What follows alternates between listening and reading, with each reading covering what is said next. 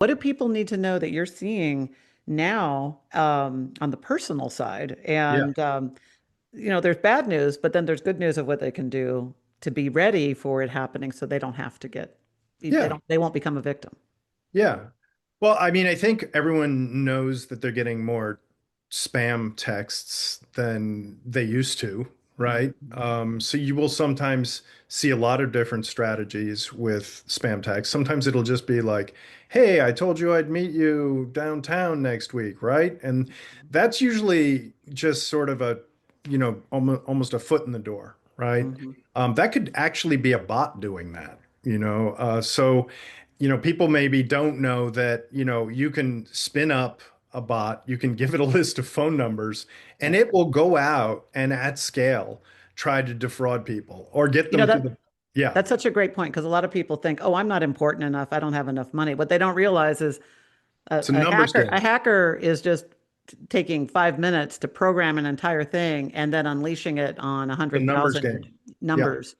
yeah. And while they're out gaming or sleeping or eating pizza or whatever, that communication It's is happening happening for to them, you. that bot. Yeah, Yeah. nobody's Exactly. having to do an extra lift to get to you. It's not a human taking time out of their precious time schedule to That's get right. you. And I think people really need to understand that, right? A bot is Yes, just coming at you.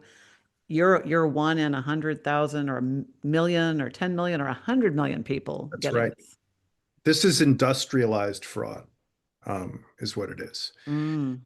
And that's what I sometimes, when I'm talking to just family and friends, that's what I have a hard time. And they Oh, talk to me about, you bring up an important point. It's an yeah, industrialized fraud at scale, at scale.